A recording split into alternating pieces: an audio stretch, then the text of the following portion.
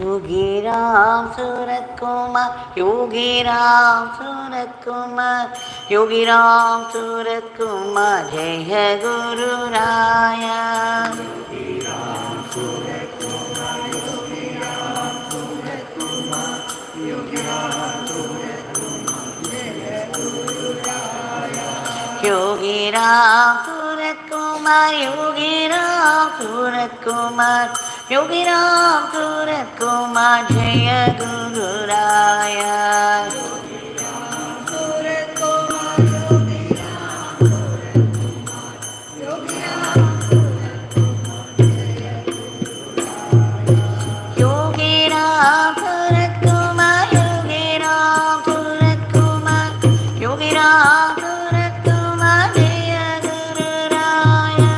Yogi Ramsuratkumar, Yogi Ramsuratkumar, Yogi Ramsuratkumar, Jaya Guru Raya.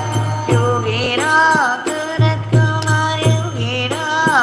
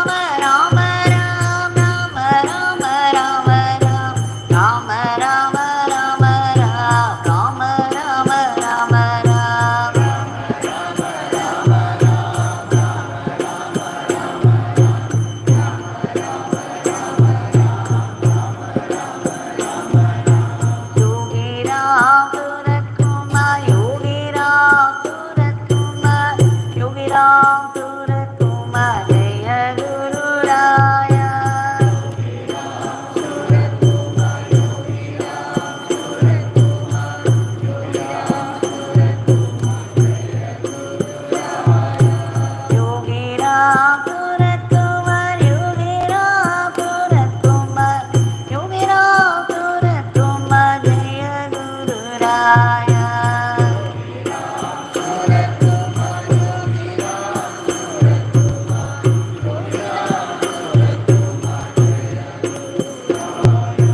Yogi Ramsuratkumar, Yogi Ramsuratkumar, Yogi Ramsuratkumar, Jaya Guru Raya.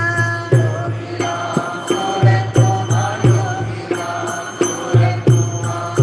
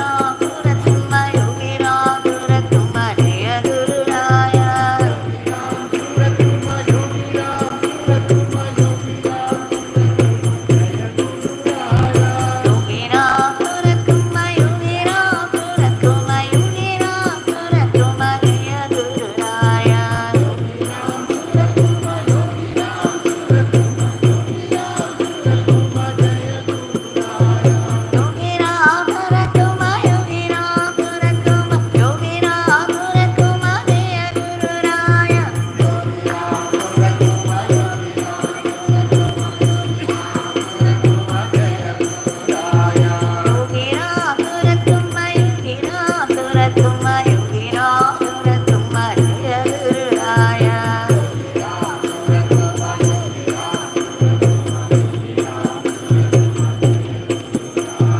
Rama Rama Rama Ram, Rama Rama Rama Ram, Rama Rama Rama Ram, Rama Rama Rama Ram.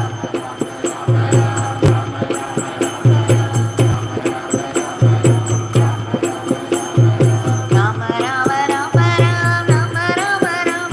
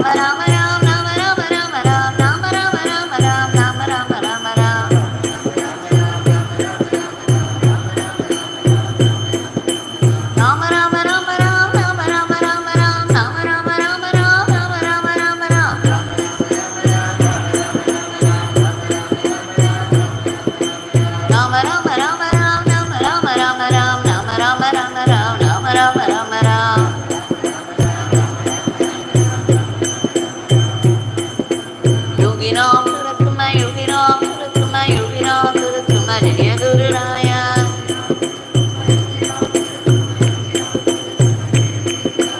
Yogi Ramsuratkumar, Yogi Ramsuratkumar, Yogi Ramsuratkumar, Jaya Guru Raya.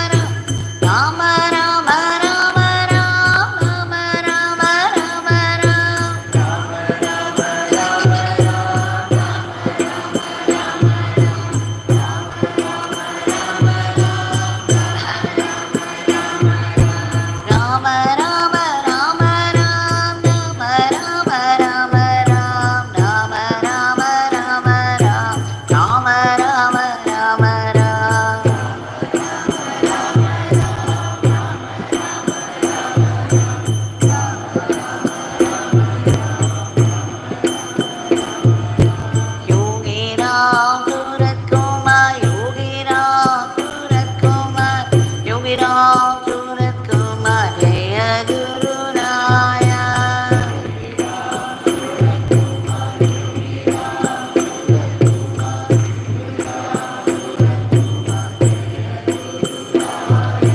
Yogi Ramsuratkumar, Yogi Ramsuratkumar, Yogi Ramsuratkumar Jaya Guru Raya.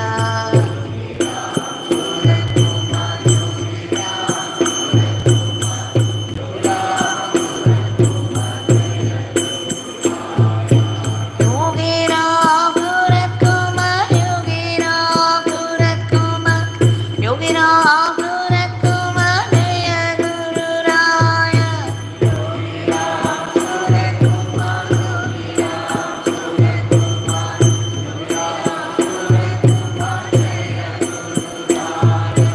Yogi Ramsuratkumar, Yogi Ramsuratkumar, Yogi Ramsuratkumar Jaya Guru Raya.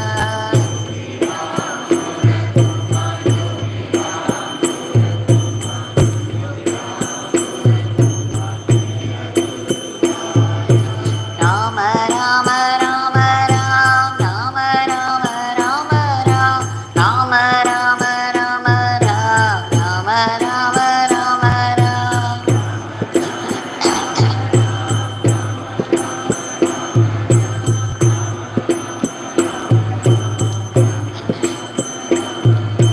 Rama Rama Rama Ram, Rama Rama Rama Ram, Rama Rama Rama Ram, Rama Rama Rama Ram.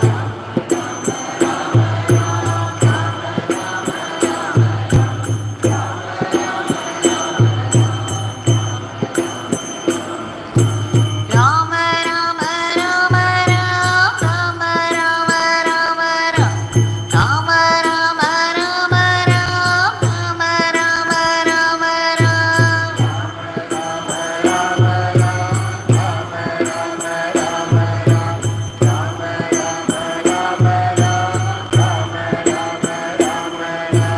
Rama Rama Rama Ram, Rama Rama Rama Ram, Rama Rama Rama Ram, Rama Rama Rama Ram. Rama Rama Ram, Rama Rama Rama Ram, Rama Rama Rama Ram, Rama Rama Rama Ram.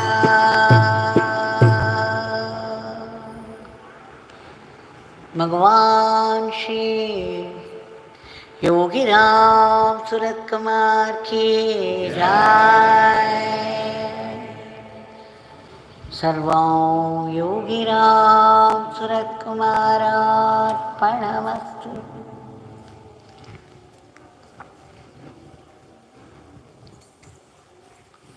Today is another holy day, the day of Holy Mother Sharada Devi.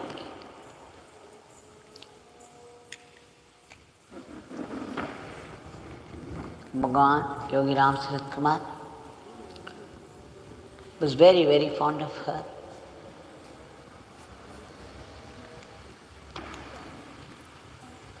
He used to make me read books on her. And today we have offered Bhagwan's divine namas, the nama lotuses, at his lotus feet. And before we offer our today's prayer, we shall see whatever Bhagwan allows to flow through this.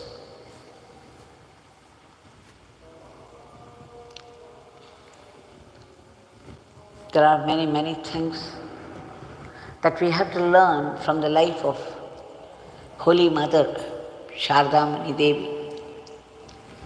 Her humility, her simplicity, her profundity, and her universal motherhood.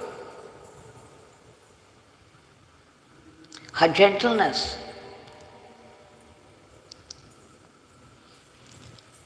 everything about her life is a great teaching for all of us, especially the ladies. Just 100 years before. Now, Holy Mother lived up to 1920.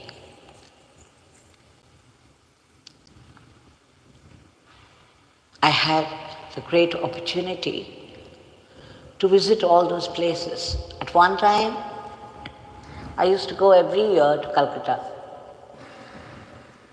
to Belur to Udbodhan, to Jairam Party, Kamarpukur.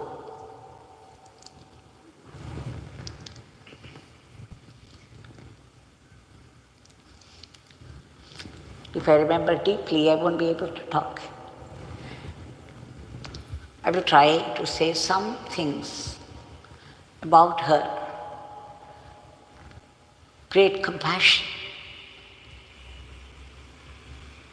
In the beginning, we all know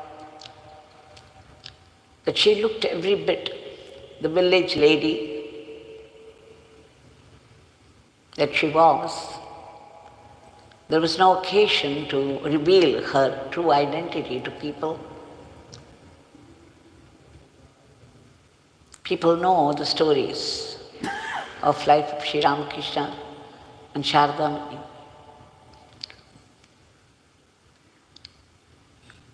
The beginning, especially after the master, the great master, dropped his body, people did not take her seriously at all.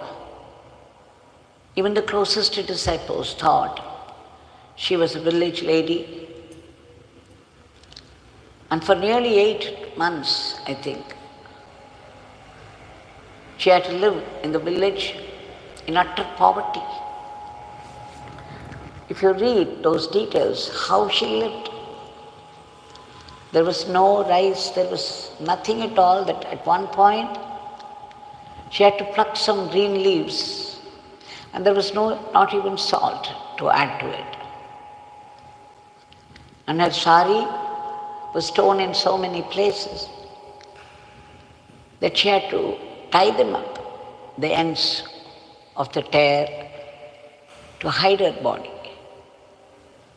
Such was the pathetic condition in which she lived, and she never complained. She had come to show to the world this is how one should live. We know now, no matter how many comforts we have, we always complain and we feel that we need more. Every desire is turning into need. And still, there is only discontent. And Holy Mother used to live in a very, very small room, Nahabad, opposite to Sri Ramakrishna's room. It is so small a room, it's like the size of a bathroom, where she would choose one corner to cook for all the disciples who came to meet him. And one could not even stretch fully in that room, but she managed to sleep there. And sometimes Sri Ramakrishna would send devotees, lady devotees. She had to accommodate them. And very early morning, like 3 o'clock, she would get up and go and have a bath in the darkness, the Ganges. And she never complained.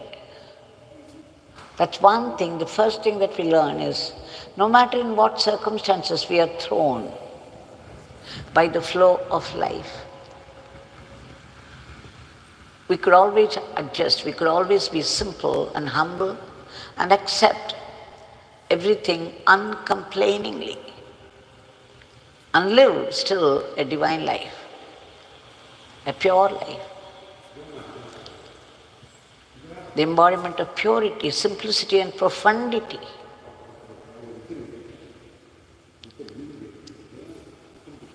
Now, after that, slowly people, the disciples, especially Swami Vivekananda, when he had to go to foreign countries on a mission, he came all the way to the place of Sharadamma, prostrated before her and took her blessings and revealed her true divinity to people. I remember reading that during her Jayanthi day, in that village, in that small house, she would cook herself, and then people would come and greet her. They would celebrate her birthday, and after which everybody was gone, she would sit and wash the vessels herself. Such was her simplicity. She never questioned the circumstances. She simply accepted everything. This is going with the flow of life, uncomplainingly accepting everything that comes to you, whatever life brings to you, as gift of grace, and go along.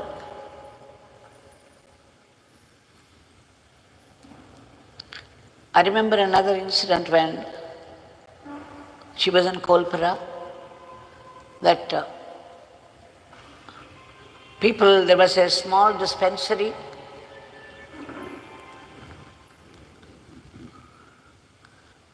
and people used to come and get medicine free. And then there, the Swamis and Brahmacharis, they observed, even the local rich people, some of them were well-to-do, and they would also come and take medicines freely. And then, when they went and complained to Sharadamma, so accommodative, so large a heart, she said, what if they are rich? When they come and stretch their hand begging for medicine, they are still poor. Give them. Whoever comes and asks. Such is the glory of her large-heartedness. There is an incident when this independence struggle was going on, and people were asked to reject the imported cloth, anything that was imported from foreign countries, and they were burning it. So some of those people, the village ladies, they had a fancy for those foreign cloth, and they bought and came, and then they were scolded, reprimanded by people that you shouldn't do this, you should not buy these things anymore. That was part of the struggle for independence. But Mother said, why do you do that? Those foreigners are also my sons. They are my sons and daughters. They are my children. Why do you distinguish like this? Who could answer her? From what state of being she was saying that? And far below, as we live this practical life, how could we answer her?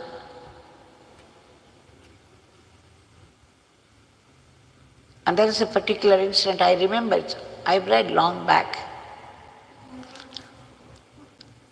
that some lady of questionable character had come to place food to Ramakrishna Paramahamsa, who was highly sensitized.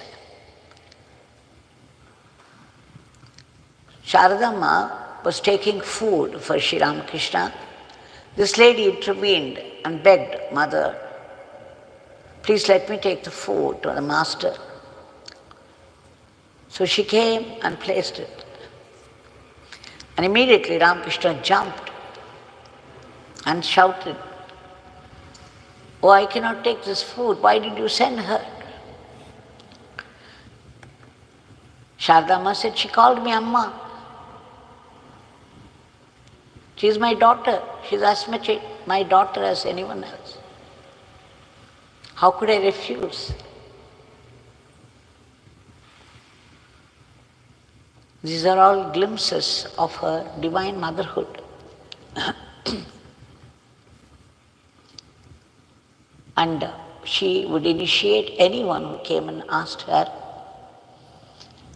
And after taking initiation, people might not do the japa properly.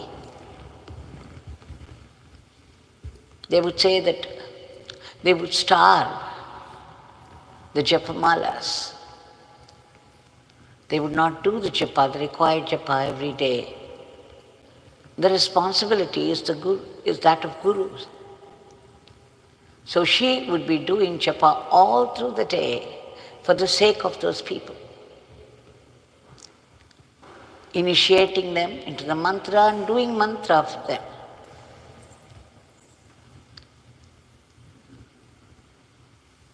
There are many, many aspects of Sharada Amma.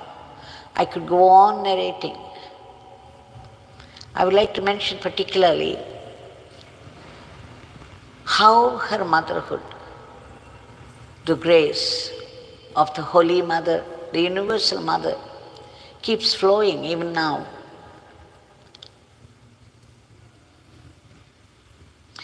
When I went to Jairam Bhatti, after many years, I found a shrine. It's a village shrine, Jairam Bhatti village. All the ladies, the local ladies would come with their children, and then they would sit in any way they like. They would stretch their legs. The children would be playing, going round and shouting, and some children will be sleeping there. The ladies would sit just as they would sit at home.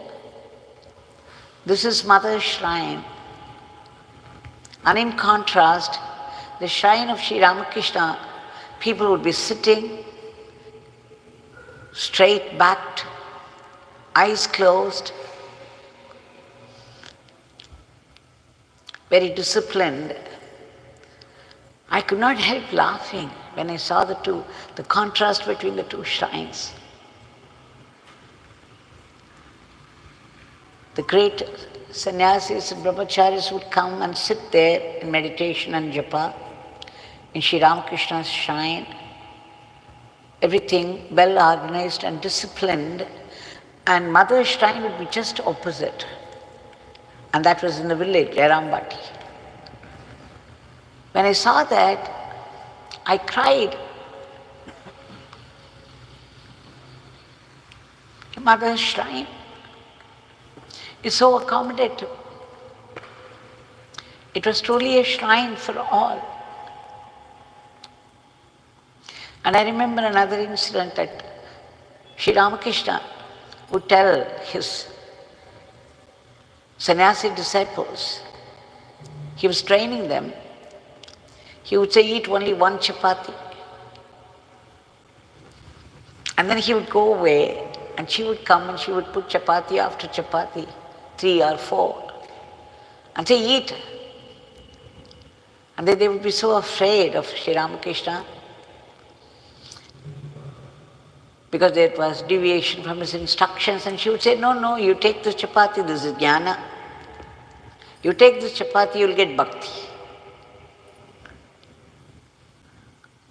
And then when Sri Ramakrishna came to know, of course, he initially reacted, but then he laughed and said, "Yes, truly so. When she gives you something to eat, it is true jnana and bhakti."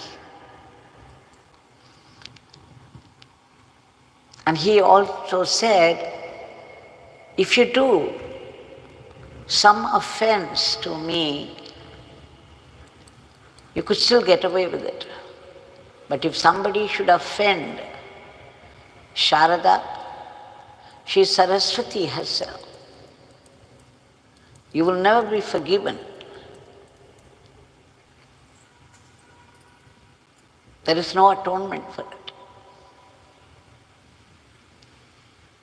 Such is the glory of the Divine Mother, and there is much, much more to say about her. Her grand, great, large-heartedness. Even now, I remember in middle 80s, I had gone to Udbodhan. And there were many people there upstairs. There was a shrine where she used to keep the photo of Ramakrishna and worshipped. And the room where she used to lie down. And outside the veranda, the balcony, there were people, many people, the devotees, ladies and gents, they were all sitting and singing and all that. And very near the railing that was kept near the room, there was a box, a glass box, containing her footprints. Now from this side, I was trying to stretch my hands across to touch that, the footprints of Sharadamma. I tried so many times, there was always 1 inch difference, I could not reach out. 4 times or 5 times I tried and I burst out into tears. I said, Ma, I have come to you all the way and alone from Chennai, and I'm unable to touch your feet. I burst into tears, and within minutes, one Swamiji called me. He said, where are you from? I said, I'm from the south, from Chennai. I saw you struggling to touch her feet. You wait till the others go, he said. And then after the crowd cleared, there were only a few people. He brought some Ganges water and then sprinkled it upon me, and then he opened the room and he said, you go inside. Here outside, I was struggling to reach out, and I could not do it. I just appealed to her. I cried out from the heart, Ma, how can you keep away from me? And minutes later, I found myself entering her room, which was not easily allowed for anybody. And then I could go near her bed. I could go near the photo that she was worshipping. And I had my heart's fill. And then now I could put both my hands on the box, which contained the footprints of hers. What a blessing. What grace. This is Sharadamma, even today. She could not stand the tears of people. There is an immediate flow of grace. She's so accommodative.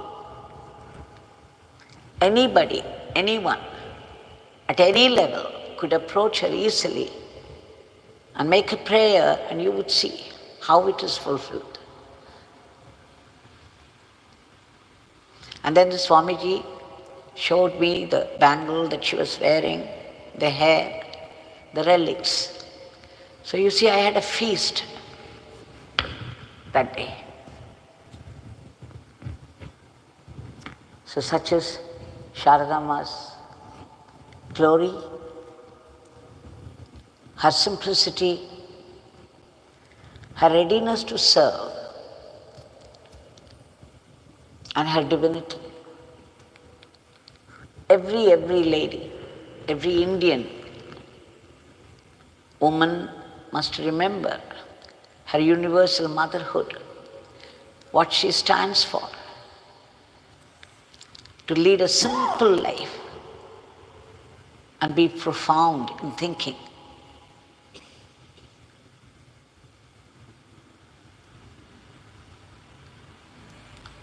To Shri Sharadamma, let us offer our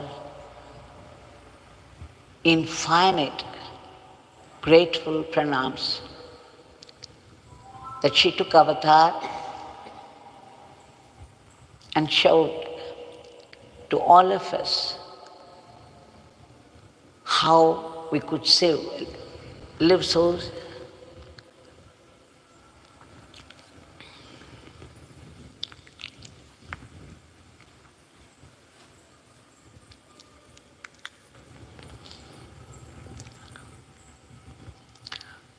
such as she was worshipped by Sri Ramakrishna. He did the Shodasi Puja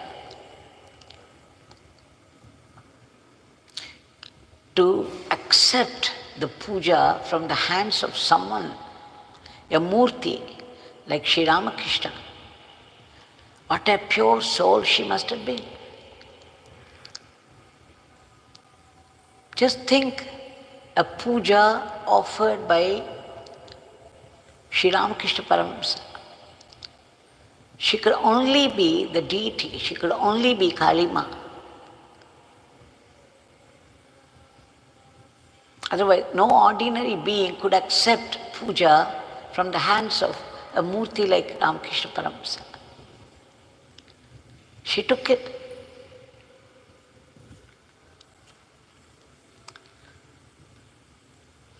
And when people in the beginning were neglecting her, would not recognize her for what she was, and even saying that she was a village lady, what did she know? She looked so ordinary, this and that. Sri Sharadananda writes one single line. If Sri Ramakrishna Paramahamsa has chosen a lady for his partner,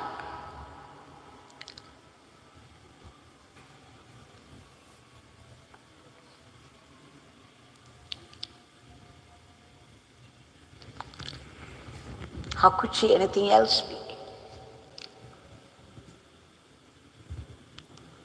No ordinary woman could live with him, could do service to him.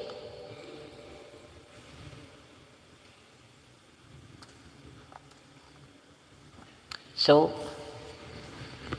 we shall seek her precious blessings on this day, because they say on the Jayanthi day of any great soul,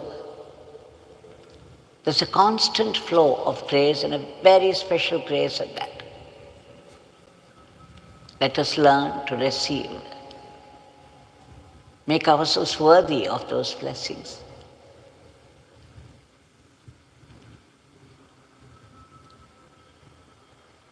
Bhagwan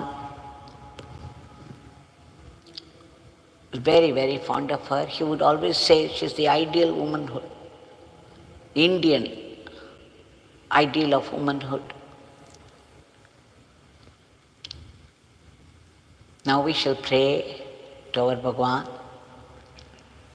We shall offer our today's prayer at his feet and at Sharadamma's feet,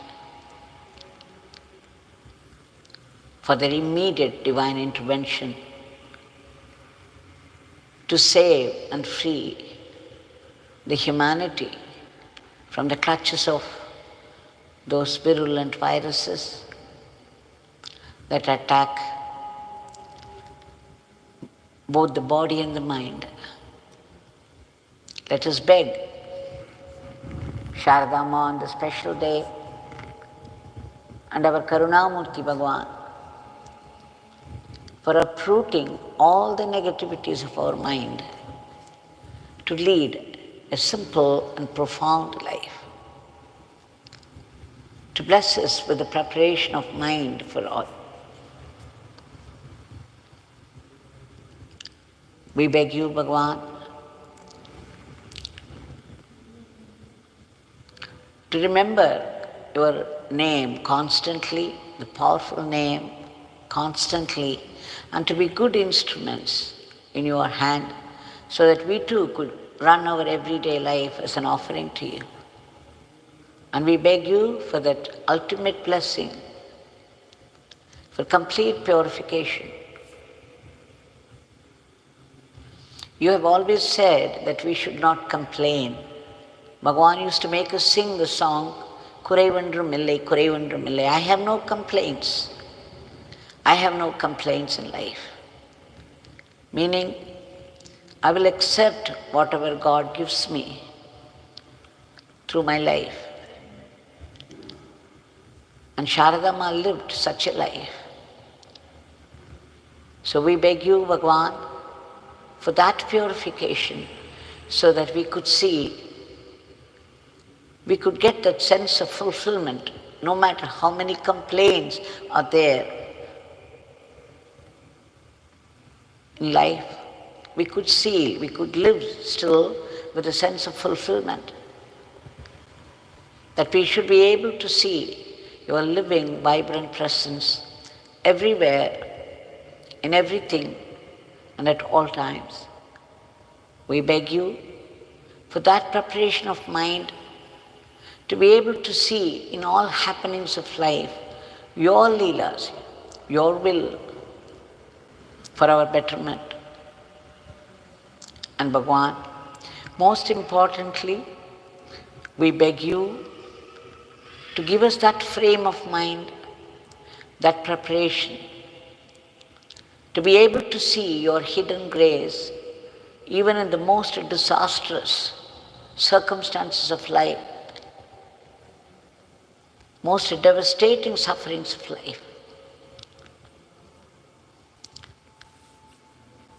Understand that this was meant for our spiritual growth, for our greater good, so that we would be able to accept it as a blessing, a gift, and be grateful to you, just as you wanted us to be. And finally, for all the species of the cosmos, we have a prayer to make at whatever level they live, that they should be freed from the present state of their miseries and be lifted to a higher plane. And we beg you for that eternal living, free of all thoughts, full of ananda, bliss,